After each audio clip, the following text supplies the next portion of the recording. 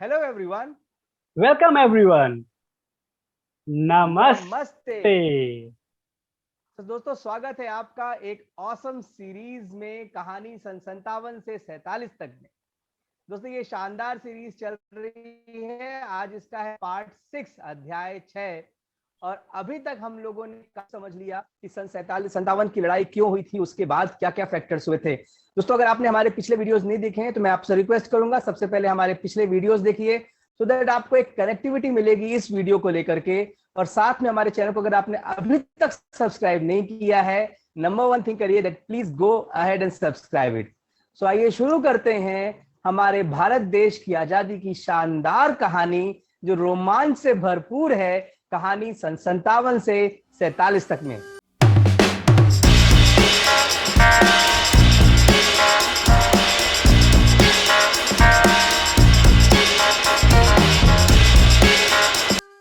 Yes.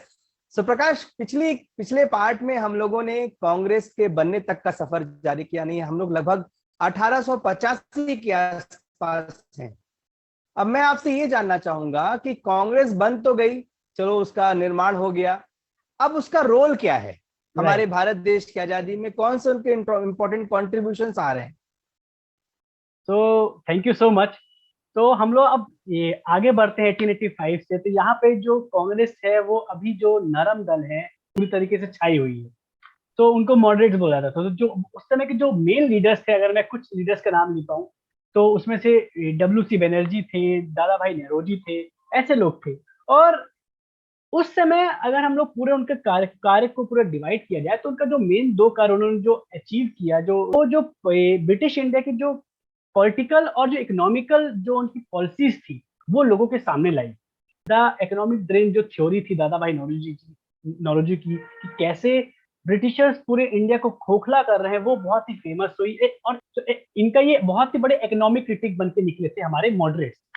Secondly, यहाँ पे इन्होंने क्या किया था कि जो पॉलिटिकल जो इनकी जो बहुत सारे एक्ट्स निकल रहे थे, और इंडिया में रहते हुए ये लोग इंडियंस को रिप्रेजेंटेटिव नहीं देते थे।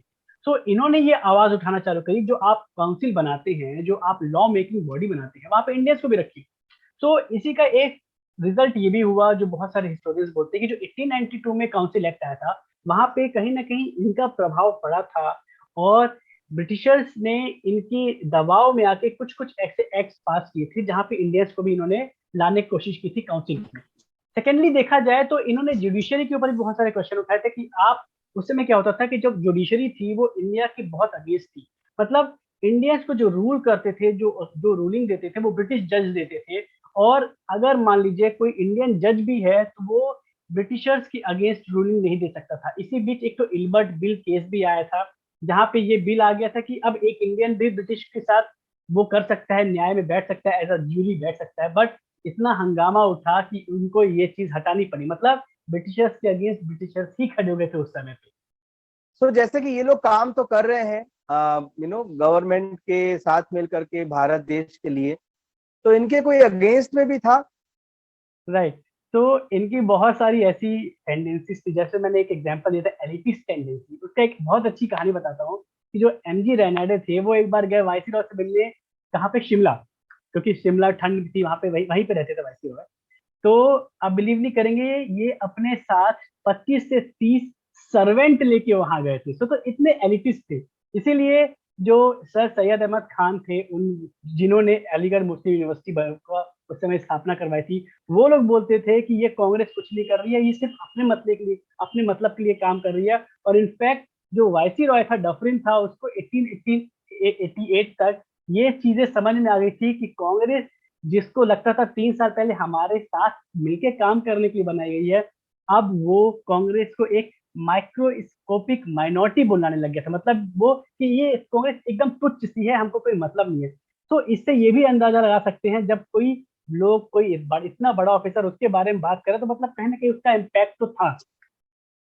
बिल्कुल, बिल्कुल, बिल्कुल। तो चलो, ये तो इनका ये पार्ट हो गया, बट साथ में यही सुनाई देता है कि इस बीच एक गरम दल भी था जो इनसे अगेंस्ट राइट। अलग स्ट्रेटजी के साथ थे, पर वो भी कांग्रेस में ही थे।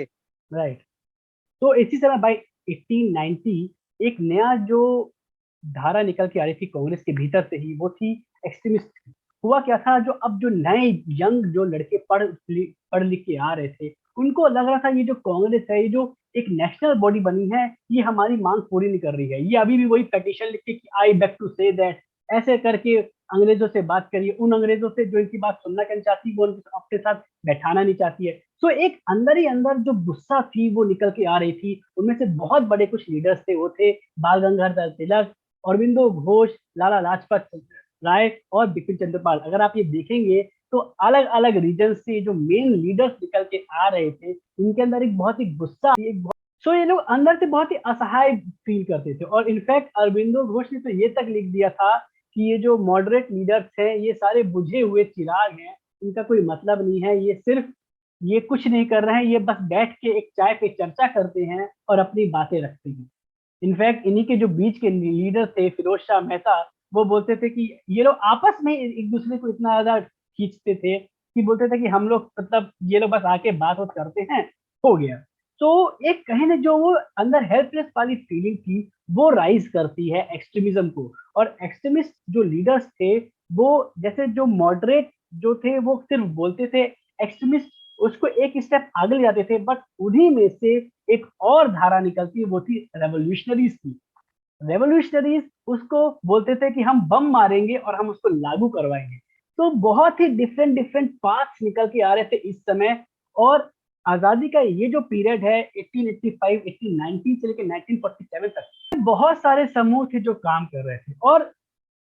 और फिर इनका राइज क्यों हुआ, जो ऐसे दमनकारी स्टेप्स थे गवर्नमेंट की, जैसे एक इन्होंने एक्ट पास किया कि यूनिवर्सिटीज एक्ट।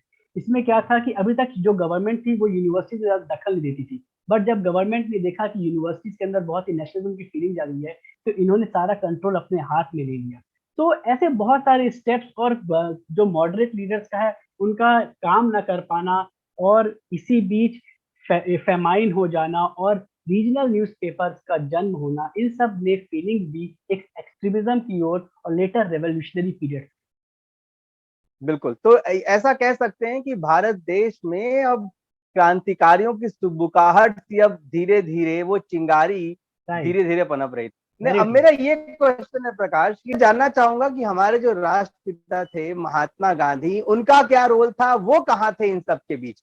बहुत ही सही क्वेश्चन है। बहुत एक्चुअली होता क्या है, जब हम लोग पढ़ते हैं तो हम लोग कभी कभार पर्सनैलिटीज को और इवेंट्स को अलग अलग पढ़ते हैं, बट मैं यहाँ पे यही कोशिश कर रहा हूँ कि मैं उस टाइम पीरियड में बहुत सारी जो कहानियां थी उनको सम्मिलित करूँ। तो 1869 में हमारे जो महात्मा गांधी जी थे, मोहनदास करमचंद गांधी, उनका जन्म हो गया था। उनके बहुत जल्दी शादी हो गई थी और उन्होंने अपनी पढ़ाई पूरी की, स्कूली शिक्षा पूरी की। उसके बाद ये मेरे को कॉलेज जाना है। तो इनके जो और रिलेटिव्स थे, इन्होंने बोला कि आप इंग्लैंड जाइए, वहां पे आप अपनी वकालत की पढ़ाई करिए। तो इनकी माँ ने नहीं माना कि हाँ नहीं, मैं तुमको जाने नहीं दूंगी। तो इन्होंने कसम खाई गीता पे हाथ रखकर कि मैं लड़की मांस इन सब पे नजर नहीं रखूंगा और मैं सिर्फ पढ़ाई पे ध्यान दूंगा।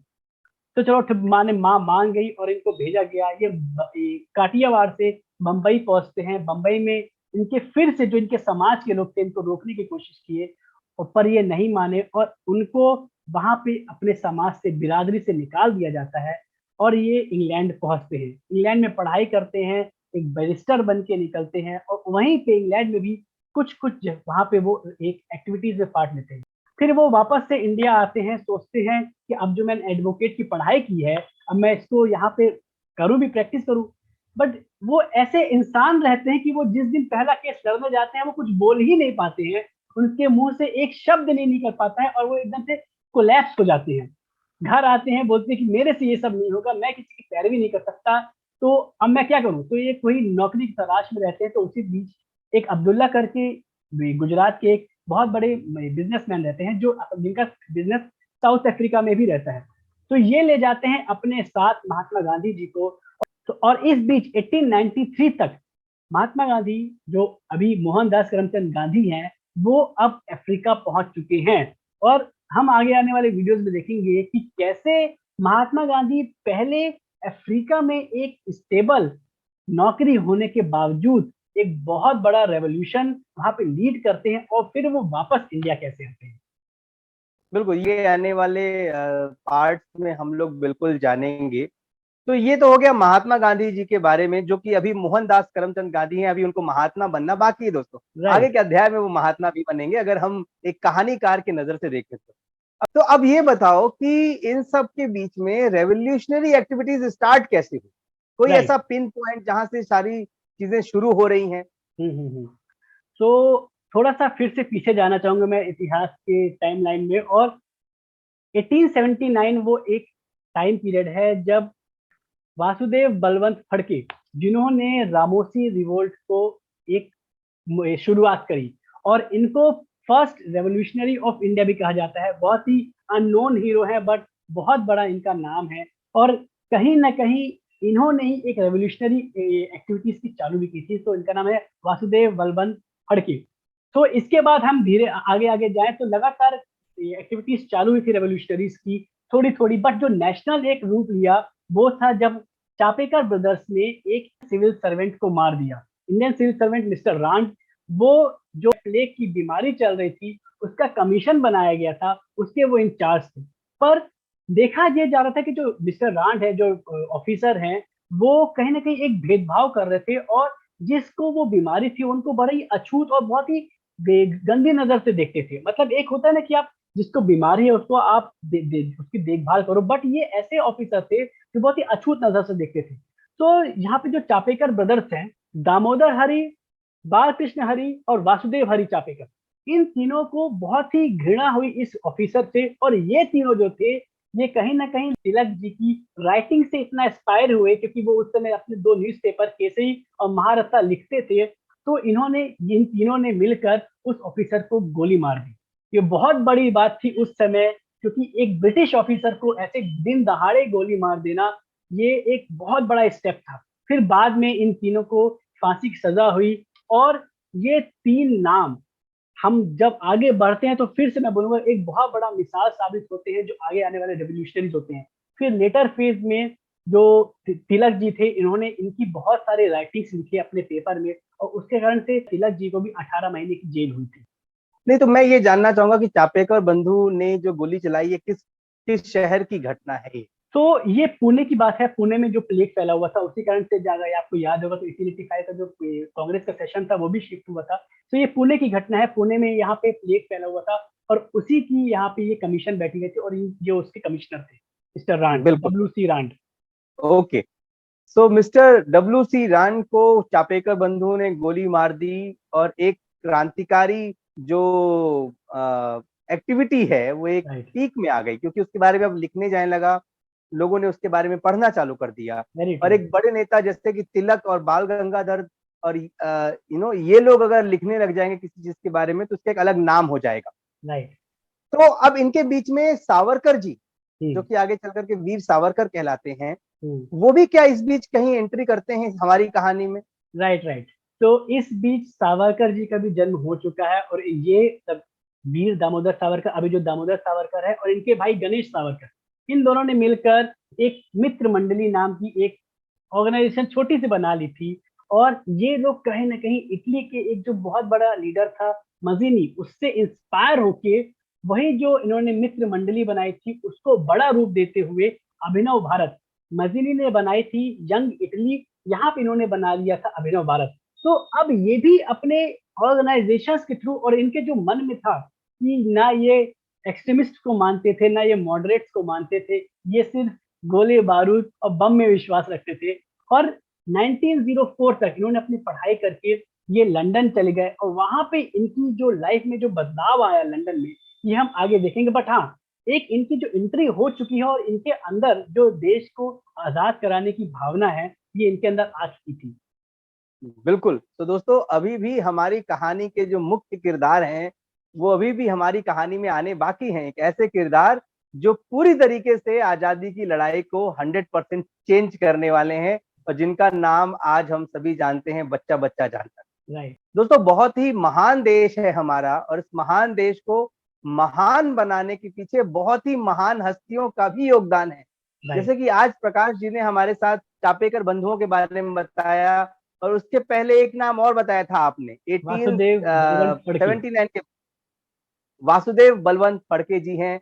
और लाला लाजपत राय हैं, जिन्हें हम लाल बाल पाल नाम के जानते हैं, जो एक गरम दल के प्रतिनिधित्व करते हैं। वहीं पर the great grandfather of India दादा भाई नौरोजी भी हैं, जो कि एक शांति स्वरूप में भी वो भी काम कर रहे हैं। तो हर वर्ग लगा हुआ है अपने तरफ से इस भारत देश को आजाद कराने के लिए। जल्द ही मुझे मालूम है आने वाले एपिसोड्स में हमें क्लाइमेक्स मालूम है कि क्लाइमेक्स क्या होने वाला है, बट अगर हम स्टोरी को भी जानेंगे तो ये भी हमारे लिए बहुत महत्वपूर्ण है। दोस्तों, अगर आपको हमारा आज का ये प्रयास पसंद आया है, अगर आज की कहानी पसंद आई है, प्रकाश जी के साथ के सफर पसंद आया है, तो प्लीज हमारे चैनल को जरूर सब्सक्राइब करिए, बेल आइकन दबा दीजिए ताकि आपको अगले वीडियो की नोटिफिकेशन मिल जाए। साथ ही इस वीडियो को अपने दोस्तों के साथ शेयर करें ताकि 15 अगस्त आते आते हम दुनिया को बता सकें कहानी सन 57 से 47 तक में कौन कौन से वो पात्र थे जिन्होंने बहुत ही महत्वपूर्ण योगदान दिया है। उम्मीद करते हैं आपको हमारा भी योगदान पसंद आ रहा होगा। उम्मीद करते हैं कल फिर मुलाकात होगी। बढ़िया हंसी खुशी बने रहिए। हम 15 अगस्त 1947 की यात्रा जारी रखेंगे। With this, thank you so much. नमस्ते। नमस्ते।